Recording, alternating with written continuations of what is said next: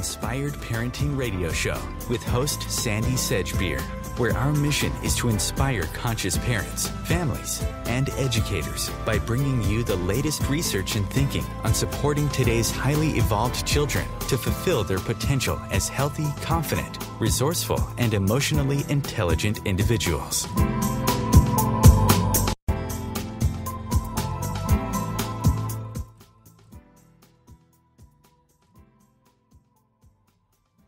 More and more adults have been owning up to having had powers, abilities, and experiences in childhood that seemed so out of the ordinary they didn't dare discuss them with their parents. 16 years ago, Lee Carroll and Jan Tober published their seminal book, The Indigo Children, The New Kids Have Arrived, which shared information about the unusual and sometimes supernatural traits or abilities of a new generation of kids that is quite unlike any generation that's gone before them. Today, if you Google the term indigo kids, you will get over 8 million results. Whether you call them indigo kids, crystal kids, psychic kids, or energetically sensitive kids is not really important. The fact is, today's kids are different. They do seem to be more intuitive and sensitive to unseen energies. And as science is now proving, we are so much more than we know. And many of the things that parents once might have dismissed as stemming from an overactive imagination are real. There's nothing magical or mystical about intuition, psychic phenomena, higher consciousness experiences, lucid dreaming, telepathic communication, astral travel, and more. But how do we as parents, teachers and caregivers talk to our children about experiences that go beyond the 5 senses? And how do we support them in developing their innate gifts and potential in areas that rarely get discussed in the classroom, but which can help them solve everyday problems and enrich and empower their lives in ways that go beyond anything they might learn at school? Cynthia Sue Larson is a best-selling author, researcher, and a transformational speaker who helps people visualize and access whole new worlds of possibility. Cynthia writes and teaches about the science of spirituality and how consciousness changes the physical world. She's been featured on both the Discovery and History channels, Coast to Coast AM and the BBC, and has presented papers at international conferences on science, spirituality, and consciousness. Her Reality Shifters website has compiled one of the most extensive collections of reality shift reports in the world, and her popular e-zine Reality Shifters is eagerly awaited each month by thousands of subscribers worldwide. Cynthia has a degree in physics from UC Berkeley, an MBA degree, and a Doctor of Divinity. And among the many books she's written is one called Karen Kimball, which is a book for children and young adults about the abilities that these children have and how they can develop them. Cynthia Sue Larson, welcome to the Inspired Parenting Show. Oh, thank you so much. It's such a pleasure to be here. I'm so glad to talk about children, parenting, and these exceptional children. Indeed. Cynthia, for the past 16 years, you've been researching and sharing findings from scientific research in the fields of quantum physics, quantum biology, the placebo effect, positive psychology, sociology, and alternative medicine. So I imagine that in your household, all of these topics, have been open subjects over the years. Is that so? Yes, that is so. And at the same time, I also live in America in the, my children were raised in the 1990s and the 2000s. And so what I'm saying is there's this collective consciousness around all of us. So even, of course, I'm open to topics and was able to keep my daughters open to their exploration of a lot of these things. But people may often notice that when children go to school, they get surrounded by very different kinds of beliefs and ideologies. And of course, so often this does happen. So it's the reason I'm saying this is because the parents today, it's the same thing now. I'm pretty sure that unless you're homeschooling your child, it's very difficult to know for sure what kind of social influences they're exposed to. And one thing I've noticed has to do with, for example, lucid dreaming, which is a really remarkable kind of a thing. It's something that has to do with being awake when you're asleep. So you're dreaming, but in the midst of a dream, you realize that it is a dream and that actually you are aware of the fact that you are dreaming. So that's the first part. And the second part is you're able to control what happens quite often. And the reason I bring this up is that studies have shown, and we're referencing a study of about 700 students that were looked at in the country of Germany, and the youngest children were lucid dreaming 58% of the time. That was the group of the 6-year-olds. And then as children got older, it started dropping off. The percentage of children who frequently had lucid dreams went down to about 18% for these 16-year-olds, and by the time the children were 19, it was down to about 7%. And so it may not seem like much, but the reason I'm bringing up lucid dreaming is that when children, and actually adults too, have experiences with lucid dreams, they tend to also encounter much better awareness in general in their lives. They're able to problem solve more quickly. There's a definite correlation with academic achievement and cognitive development and lucid dreaming. And so I think it's interesting that there is a kind of a drop-off for a lot of children. And the study itself that I'm quoting and referencing here did not actually explain what the causation was, and they didn't make a lot of assumptions about that. They're basically pointing out that the way that children's brains work seems to be different when they're younger.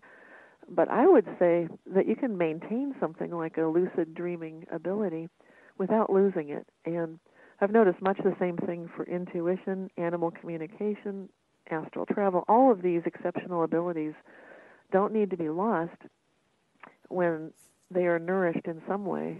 If there's a safe haven for these experiences to be talked about and welcomed and accepted, at least in the household, in the home, then even the fact that it may not be quite so accepted elsewhere can help these children maintain a sense of increasing empowerment and confidence as they get older. Well, this is the thing, isn't it? I mean, we hear that children up to about the age of, 5 or 7 spend most of their time in the alpha state. So they are very receptive in that place. They go to school and suddenly all of the emphasis is on this world and learning, and we completely forget the other side of the child. I think the system is designed so that they don't focus on that, and I'm not surprised that they begin to lose connection with some of these abilities, especially if they do not have a receptive home life where these things are openly discussed. I mean, do you recall actually planning to start a conversation with your children, or was it something that was naturally, you always talked about it and so they just grew up knowing about these things? That's a great question, and I didn't actually go into conversations with an intentionality usually that we were going into what might be considered as a strange area, because I guess I don't see those things as strange myself. So to me, it's just part of this vast expanse of human experience, including exceptional human experiences, because I'm an exceptional human experiencer. So for me, that's just part of normal. And so things like telepathy would be normal for my family, for my daughters.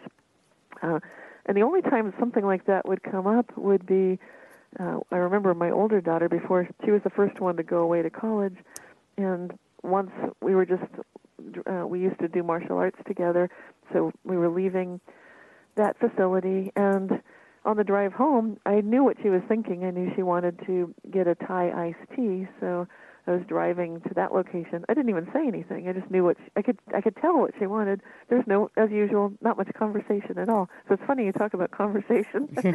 So this is an interesting example. And on the way, as she noticed what I was doing, she said, that's exactly what I want. And then she said, Mom, I'm worried And I said, what are you worried about? And she said, I'm afraid that when I go away to college that people won't communicate like this.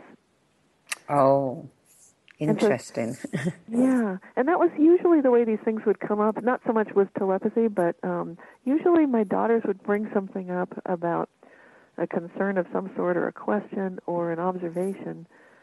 And I was pretty good most of the time at being open-minded. The only I do find out later, many years later sometimes, my daughters will tell me, oh, you didn't believe me about, there was an experience where one daughter said the spirit of our Christmas tree was the same spirit as, I guess, one of our dead pet rats. And I don't remember what my reaction to that was, but I guess it wasn't as open-minded as one would hope. So and maybe I just looked kind of blank, like, really? You know, like, what? Because kids will say the darndest things. And what we're talking about on your show today is the idea that our job as parents is to, as much as possible, keep such an open mind and open heart to whatever it might be. For sure, you're going to be challenged. Your view of the world will definitely not be the same as what these exceptional kids are able to experience. And who knows where that will take you, but it's part of the experience and the fun and the journey of it. You know, last summer I was with my grandson on a beach and I was sitting behind him and he was digging this massive hole and I was just thinking, I can put him in there and start burying him in a minute. And without a beat, he just said to me, don't even think about burying me. which then opened up this whole conversation about psychic ability, etc. You're listening to the Inspired Parenting Radio Show. I'm Sandy Sedgbeer, and I'm speaking with author and researcher Cynthia Sue Larson about how we can talk to children about their natural, intuitive abilities. We'll be back in a few moments after the break, so don't go away.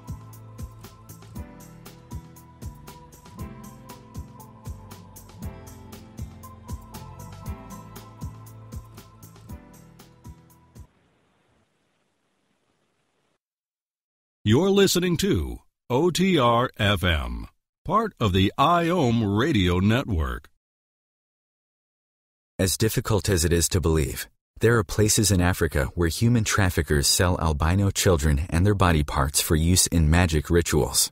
Humanity Healing International is actively working in Uganda to change this paradigm. The Albino Rescue Project finds albino children who are at risk and places them in safe schools and environments where they can learn and grow free from fear. To learn more or to sponsor a child, visit humanityhealing.org. Humanity Healing is where your heart is.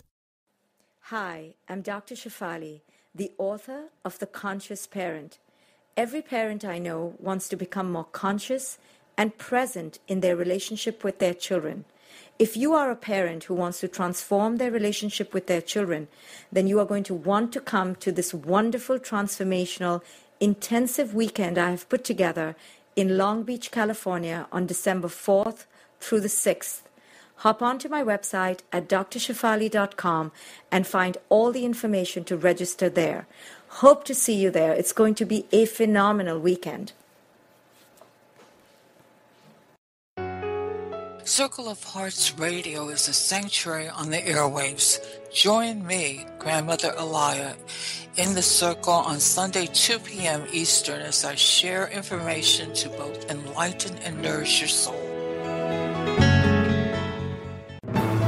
Join Elliot Jolish, the business therapist, each Tuesday at 5 p.m. Eastern for the Elliot Jolish Hour as he interviews business experts on your behalf.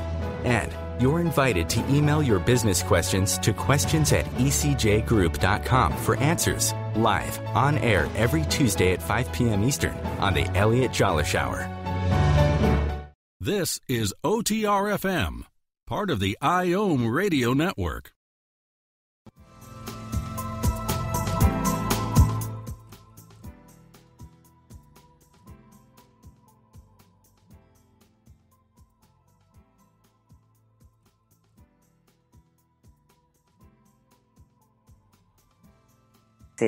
That some of them have, but may not necessarily know how to talk about.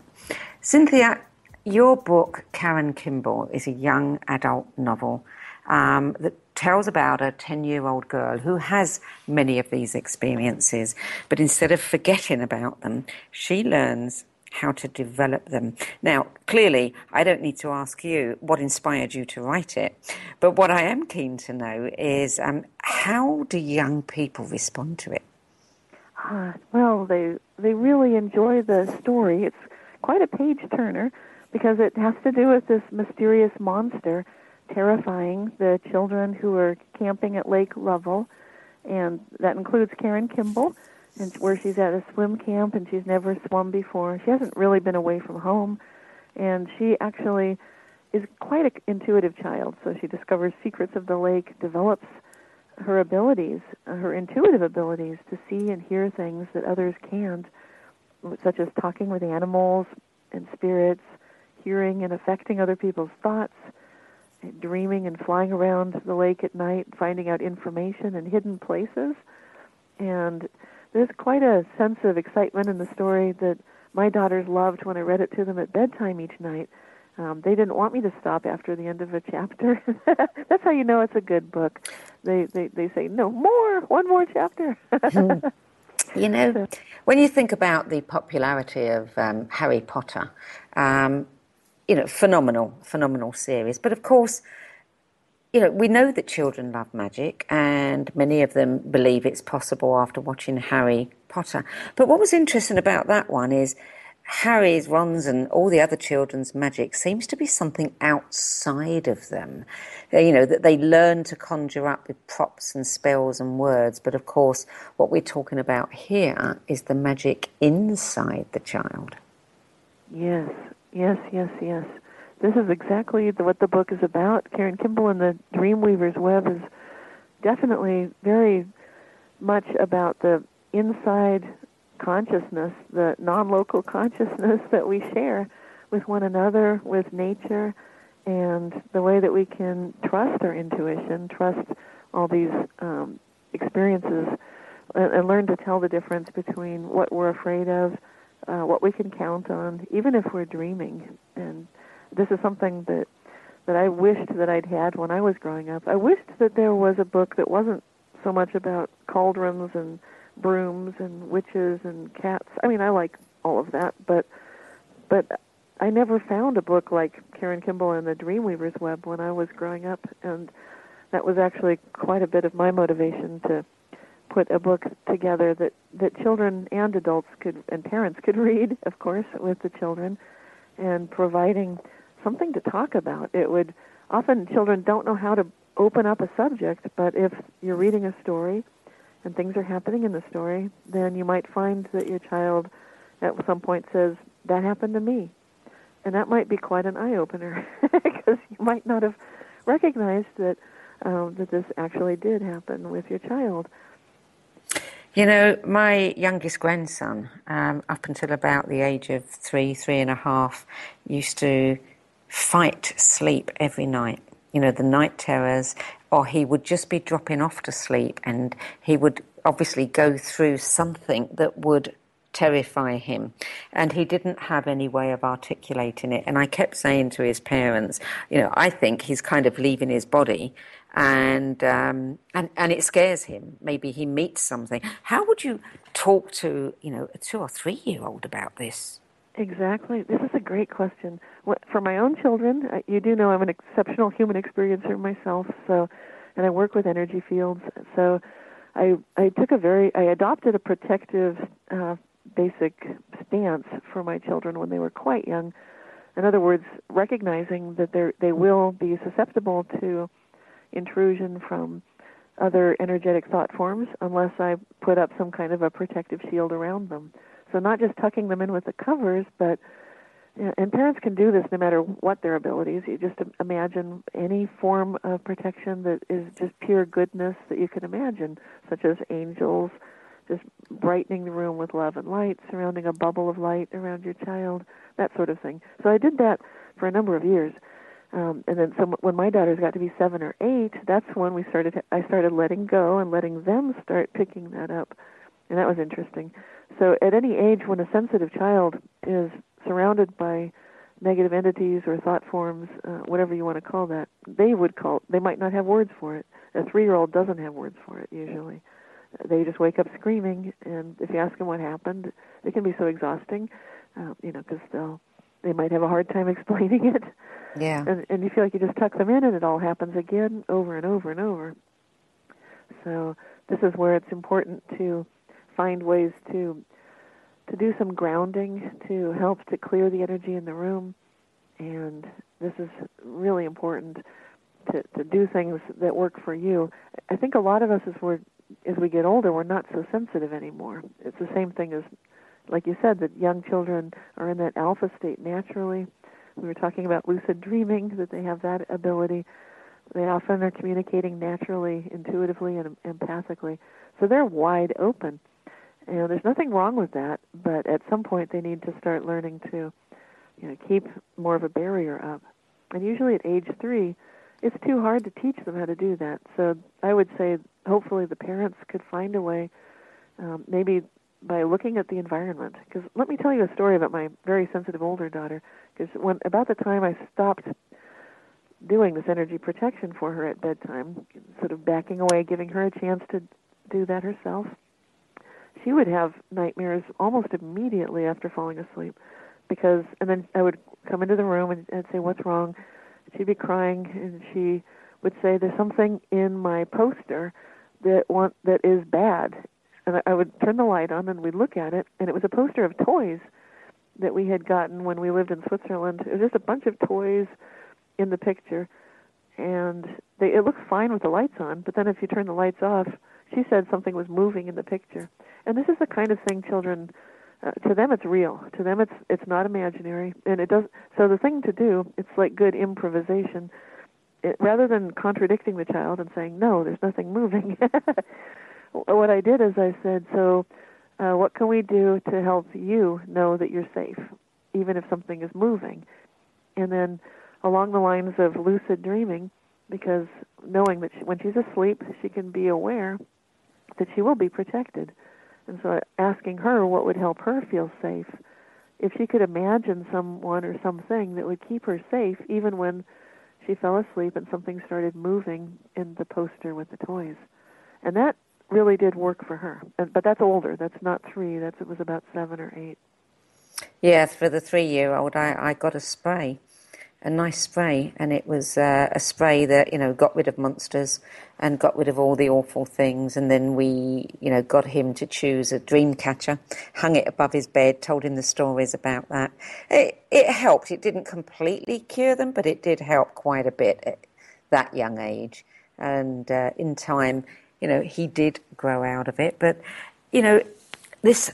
children do have night terrors, and too often they are dismissed. And I was interviewing someone recently about the power of cartoon characters now, and he said that the research shows that up to a certain age, children believe cartoon characters are real. So why wouldn't they believe whatever they're meeting in their dreams is real? That's right. I actually had a lot of night terrors myself as a child, and I remember waking up and running into my parents' bedroom because they didn't come if I was crying. I had to go to them. And they were exhausted, obviously, because it was kind of like thing after thing. What would happen to me, I remember this, I would be falling asleep and rising up out of my body the way that I always did when I fell asleep and entered a dream, kind of like lifting up and about to fly off. And right about there, these things would come and grab onto my feet, and then terrible monsters would show up. And what I learned is my parents were just completely worn out. They worked during the day, and they didn't have the energy to deal with this at night. So I was on my own, and what I needed to do is learn how to use basically cartoon characters, like what you're talking about, little fractal characters, teeny tiny little cartoon characters like Keystone Cops, and they would climb on top of each other, and they'd start out smaller than the monster, but once there were a few hundred of them, they were bigger than any monster. So I was lucid dreaming a solution, pretty much like with cartoons, like you're talking about. So it's a good thing if children can have that lucid dreaming ability. Usually they do. If they're having those kind of night terrors, they're probably aware in the dream that something is terribly wrong. Yeah. So it's a good opening. And that's something I address in Karen Kimball and the Dreamweaver's Web, is this ability to lucid dream, to wake up inside the dream, and also what to do sometimes if you are confronting a monster, because that's something that does happen pretty often in a lot of children's dreams.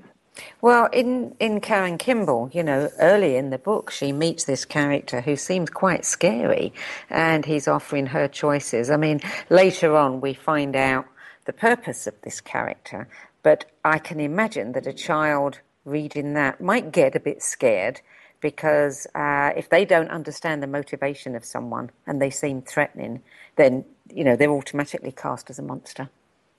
Exactly. And I think that's why I introduced the character in the book that way, to show that there can be difficult situations, and to actually treat this whole idea of the antagonist, the bad guy, as being someone that does have both a little bit of good and bad, but could be quite a challenge, requiring increased strength and confidence and new skills to deal with.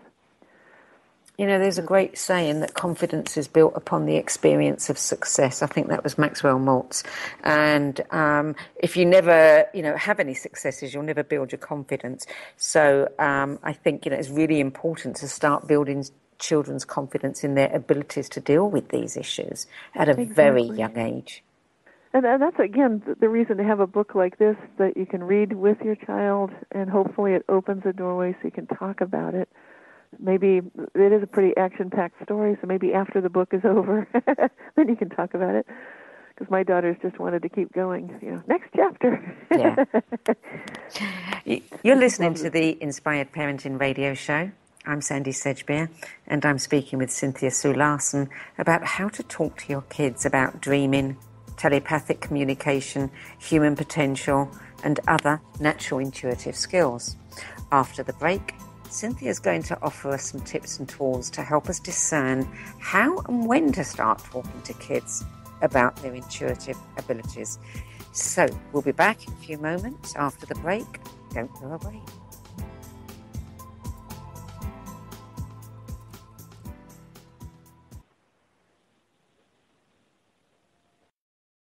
This is OTR-FM, part of the IOM radio network. As difficult as it is to believe, there are places in Africa where human traffickers sell albino children and their body parts for use in magic rituals. Humanity Healing International is actively working in Uganda to change this paradigm. The Albino Rescue Project finds albino children who are at risk and places them in safe schools and environments where they can learn and grow free from fear. To learn more or to sponsor a child, visit humanityhealing.org. Humanity Healing is where your heart is. Hi, I'm Dr. Shefali, the author of The Conscious Parent. Every parent I know wants to become more conscious and present in their relationship with their children. If you are a parent who wants to transform their relationship with their children, then you are going to want to come to this wonderful, transformational, intensive weekend I have put together in Long Beach, California on December 4th through the 6th. Hop onto my website at drshefali.com and find all the information to register there. Hope to see you there. It's going to be a phenomenal weekend.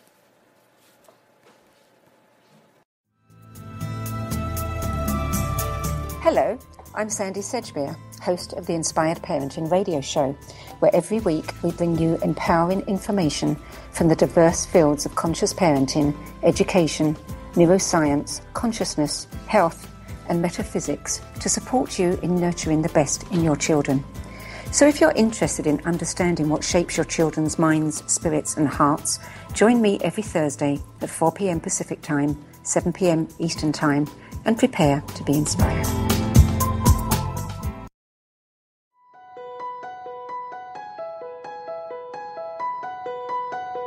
Hello, I'm Miriam Knight of New Consciousness Review, inviting you to my new show where I interview the rising stars of the conscious awakening.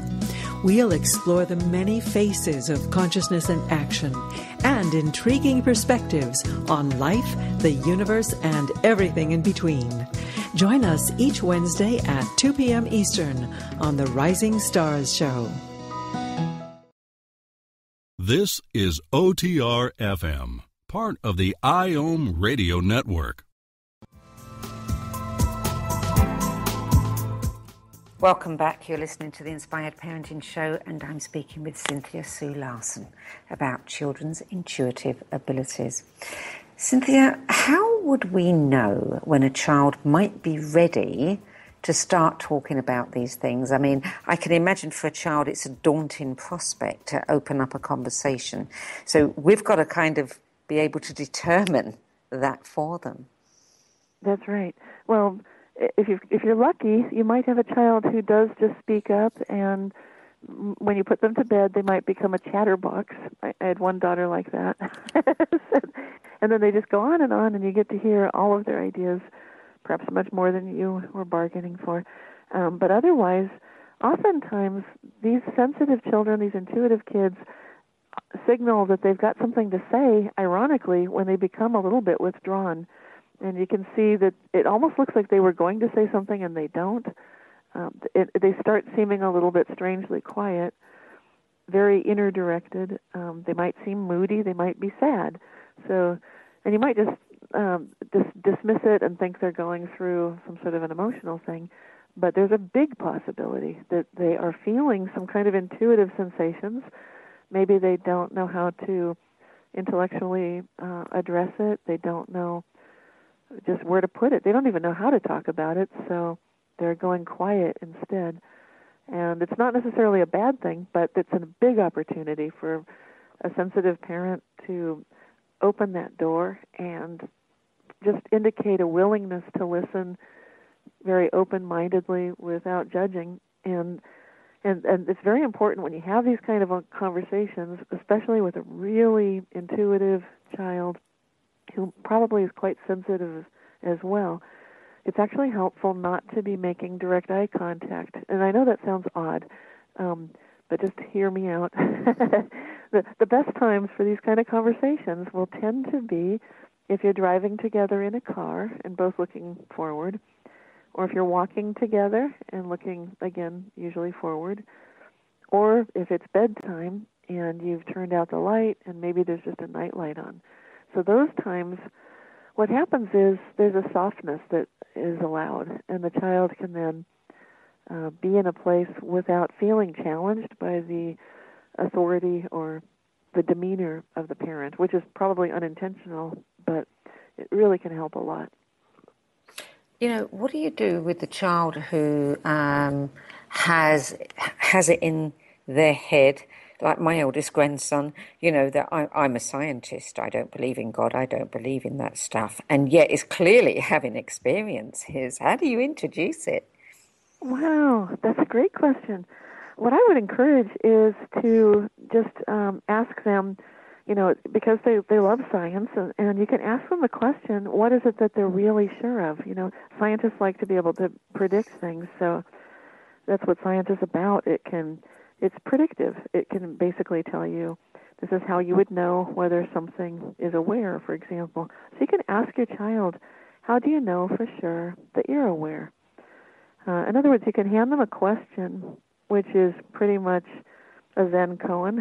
It's like one-hand clapping question, and you don't give the answer to it. You just listen to your child. Give them something to really take deep, because these kids can really thrive when they're given such an opportunity. And when you point out that science can predict, so how does it predict that anything would be conscious? And is that the kind of science that they're interested in, or how would they study that? You know, raising these kind of questions is not prescriptive. It's not telling them how to feel about God or spirit. Instead, it's asking them some really big questions.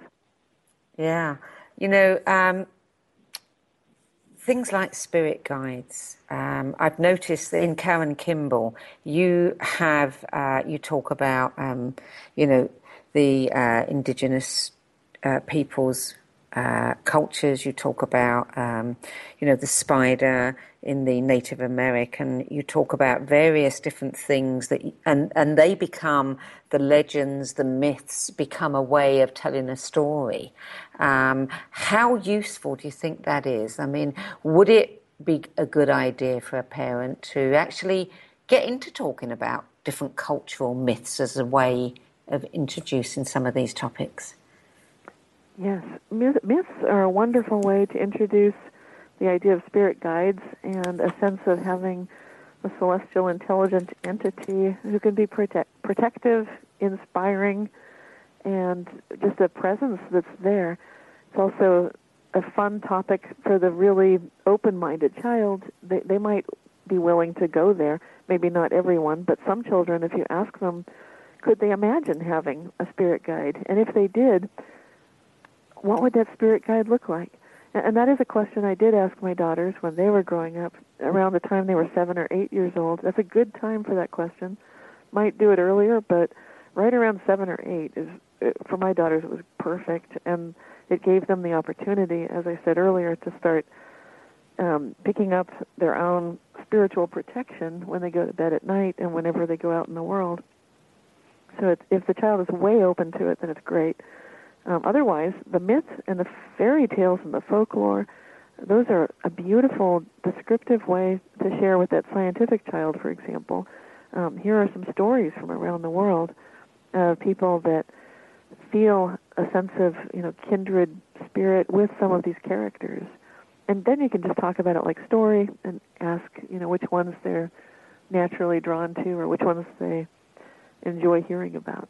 So let's say you've got a child and you're talking to them about these things and you'll be, they're interacting with you, they're beginning to take a lot of this on board.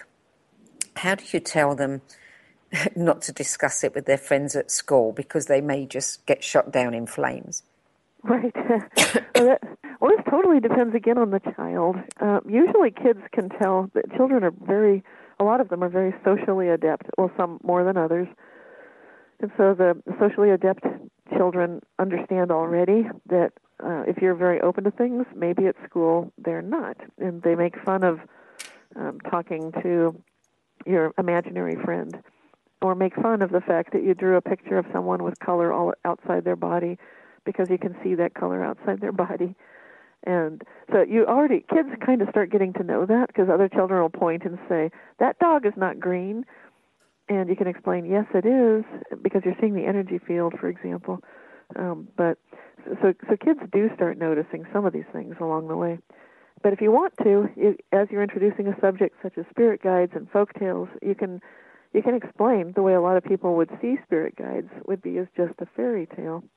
But then you can add, some of us believe that these spirits are quite real and that they can be quite helpful to us. What about astral travel? Because that's a hard one for adults even to get their heads around, that you can actually leave your body and travel at night and come, go where you want and remember it when you come back. Yes, and this is why I do have these sorts of experiences in the book Karen Kimball, because then the children who are reading it, if they've wondered about it or experienced it a little bit, they can see this is how it's useful, this is how it might work, or if they're just curious about it, they get a better feeling for it. Like, this is how you fly in your dream. You can go right through the ceiling and right through the roof, and now you're outside, and maybe you can go see something that you can't usually see during the daytime. You can go explore a cave, go to the other side of the lake, these kind of things. So a way to talk to children about it, if you want to, would be, I would recommend read a story like this, because then it's right there. Otherwise, often if you're trying to explain something like this out of the blue, your child might be able to follow what you're saying. If they've already had a flying dream, that's a good way to introduce it. And then you can say that it's possible sometimes to meditate without being asleep, and just in your mind pretend you're traveling and pretend you're flying and going to look at something. And that often you can see things quite clearly. Now, I've heard you say that many women later in life remember that they gave up their life dreams around about the age of 10.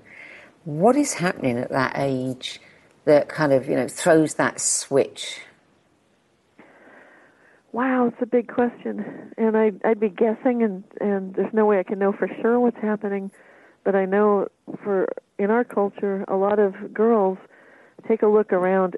We are very social animals, and we start noticing what kind of motivation and what kind of gumption is there for women in the world? Is that rewarded, or is that looked down upon if women really have high aspirations and ideals? And unfortunately, in a lot of our culture, it's hard to find good examples of women who are doing things. I just heard about Reese Witherspoon. She's in the news this week because she was told that you can't have movies centered around women central figures. So she started a new film company. This is the first year she had 2 multi-million-dollar best-selling movies of the year, just phenomenally big, Gone Girl, and I forget the other one. And the second year, she's got a whole bunch of more fantastic movies in there. So for young women, I would say those may not be children-appropriate films, but I think the main thing for girls at age 10 is to look around, find ambitious women who the society really does respect and admire. And if you can be one yourself, that's great. But hopefully they can see examples of ambitious women who are not in it for just the money or to abuse power or to be controlling, but who are genuinely good people, that it's okay to be ambitious and be female. And that does seem like it's like some taboo thing. So I think Reese Witherspoon is right about that. And I think it does happen around age 10 when the girls look around and they're not teenagers yet, they're not pre-teenagers, but they're recognizing they need to fit in, and they just take this deep sigh and realize, wow, so I can't stand out, so I can't really aim for anything. And that has been the truth, but I'm hoping it's changing right now. You know, I'm curious to know if there are gender differences. I mean, you know, women claim intuition as their birthright. We call it women's intuition, but men have it too. And I wonder, you know, whether it's harder for the young boys than it is for the girls to talk about this subject. I think that's a good topic for after the break. You're listening to the Inspired Parenting Radio Show. I'm Sandy Sedgbeer, and I'm speaking with best-selling author and researcher Cynthia Sue Larson about how to talk to your kids about such topics as lucid dreaming, astral travel, night terrors, spirit guides, and other natural intuitive skills. We'll continue the conversation after the break. Don't go away.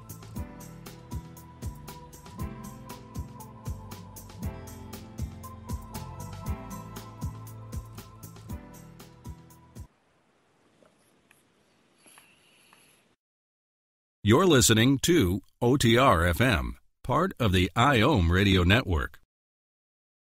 Are you trying to get from point A to point B and need a little advice? Connect with the counselors at Om Times Advisors. Whether you're looking for a life coach or a spiritual intuitive, the advisors participating at advisors.omtimes.com were carefully chosen based on their gifts, skills, and professionalism. Om Times Advisors, connecting you with the best advisors in the business. Hi, I'm Dr. Shefali, the author of The Conscious Parent. Every parent I know wants to become more conscious and present in their relationship with their children. If you are a parent who wants to transform their relationship with their children, then you are going to want to come to this wonderful, transformational, intensive weekend I have put together in Long Beach, California on December 4th through the 6th. Hop onto my website at drshefali.com and find all the information to register there. Hope to see you there. It's going to be a phenomenal weekend. Circle of Hearts Radio is a sanctuary on the airwaves. Join me, Grandmother Elia, in the circle on Sunday 2 p.m. Eastern as I share information to both enlighten and nourish your soul.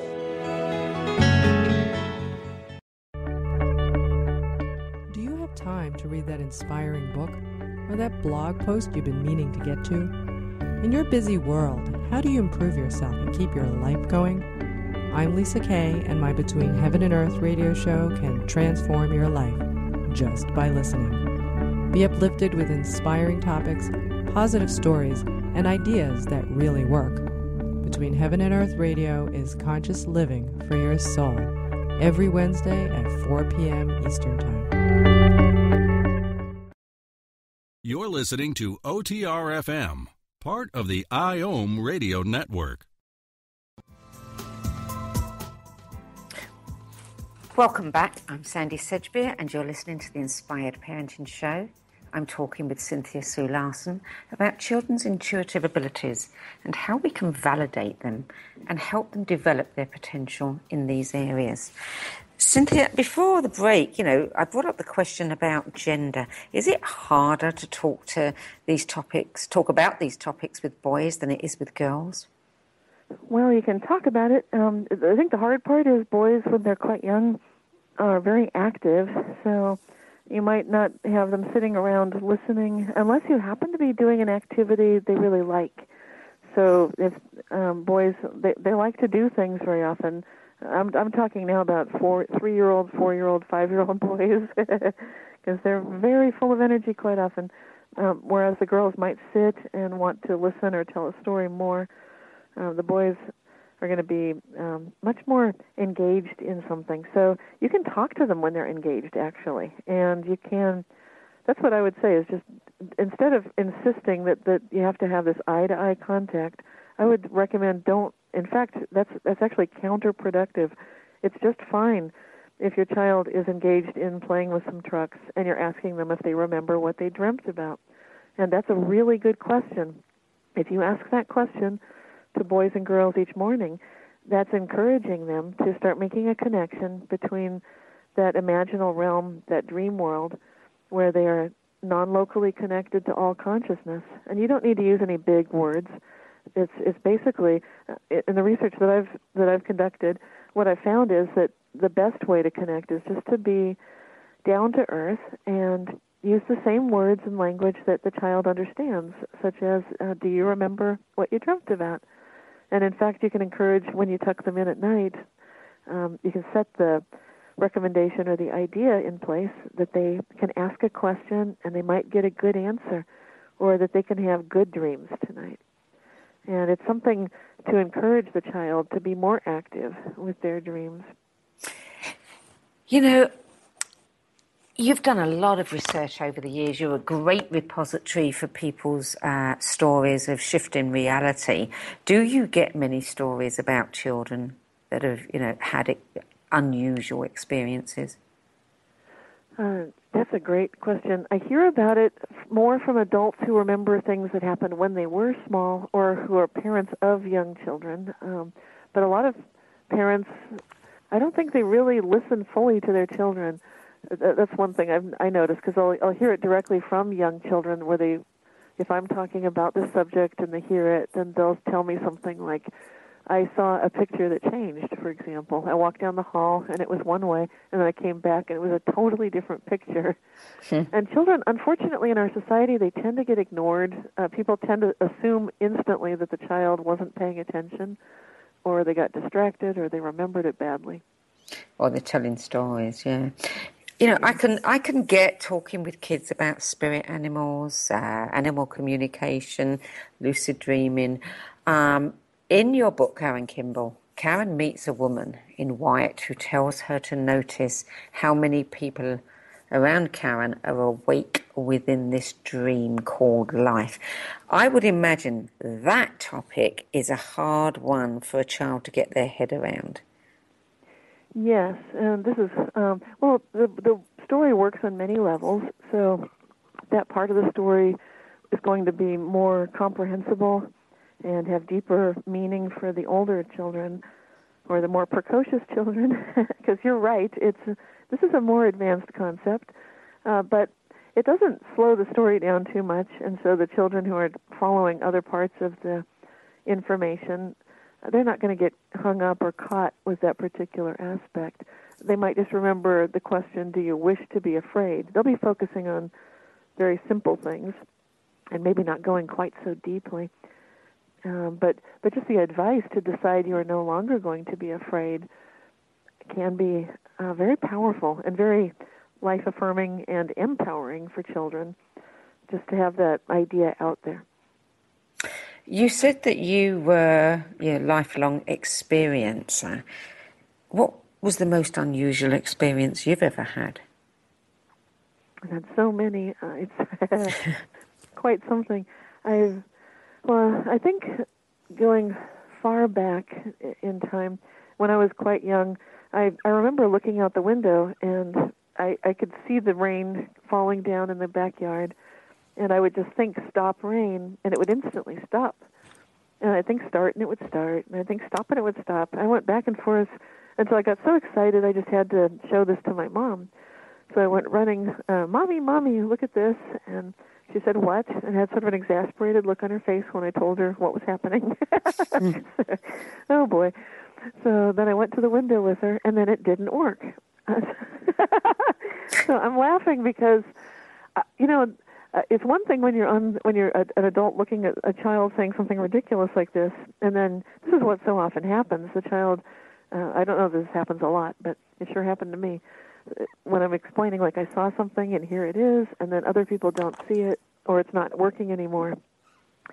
I think when I'm presenting this as an example because children actually do have magical thinking that Jean Piaget described, and what I'm proposing is there is magic in the world, and what if, and I'm not going to get into the physics of it, but there is some physics to support this, that what if each one of us is capable of experiencing extraordinary realities? And when you share these with people who are open-minded, with a lot of love, and with intentions to find out how good things can get, you can really see extraordinary, wondrous experiences together. Were your parents not particularly open or supportive of you? That's a mixed bag. They're very supportive in some ways. They believed in making sure that I had every opportunity to pursue academic excellence, and they made sure that if I wanted to learn a musical instrument, that was made available to me. So I played guitar, and they took me traveling around the world. And so from that standpoint, they were really, really good. However, they didn't have the level of sensitivity and intuitive ability and all this magical experiencing that I came into the world with. I was just that way from the start. So it was difficult in that family for me to feel like I was surrounded by what you might call muggles, from the Harry Potter books. But my grandmother, she did believe in angels, and I could talk with her for hours. And she would ask me the question, what did you dream last night? And show me how to interpret tea leaves in a cup of tea and these kind of things. And she was very spiritual, very, very much a religious woman. She was Lutheran. And my parents were agnostic and atheist.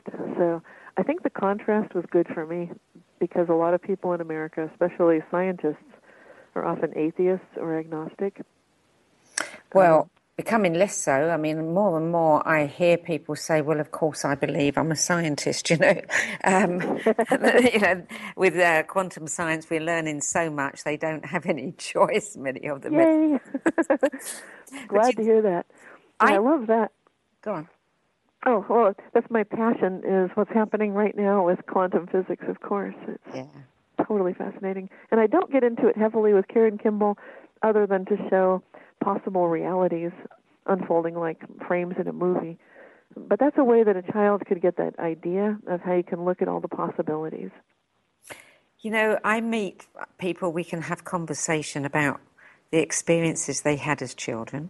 I've had conversations where people have told me, yes, there was an angel sitting at the bottom of my bed, or my grandmother visited me after she died. But it's almost like that was then, this is now, and it's got nothing to do with my life now. Yes, and if there's one thing I'd love to change, that would be it. In fact, it's my personal passion to show that the quantum reality is everywhere. In other words, consciousness is everywhere. It's obvious. If you think about, well, it's only in those special magical times when you see your grandmother appear. It's laughable, because why would you bother living a life that's so devoid of magic, that's so devoid of spirit, of consciousness? Well, yeah, and why was it okay for you to have an experience as a child, but not as an adult? Exactly. Yeah, I'd love to have people recognize, and I think with our children we have the opportunity that all of us can help each other, and sometimes our children can lead the way. They can open our eyes and our hearts to a greater reality and more magic than ever before.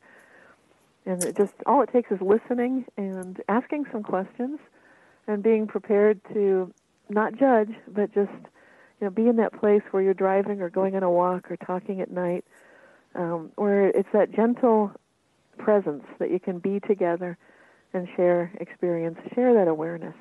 Yeah. So tell us, Karen, before we close the show, sorry, Karen, I'm calling you Karen now. Clearly, Karen Kimball is part of you. Yes. Where can people get the book, Karen Kimball? Well, it's available through my website, realityshifters.com, and also through Amazon.com, Barnes & Noble, and you can find it, if you order it, you could probably get it in any bookstore as well.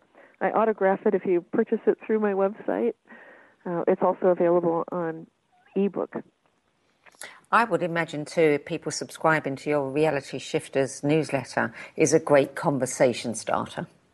Yes, it is. It's something that you can experience with people, because stories can take you to a place where it's not quite so controversial. And then if people happen to read the book and realize, wow, something like that happened to me, then it's a great conversation starter indeed. Cynthia Sue Larson, thank you so much for joining us today. Thank you, Sandy. Bye-bye.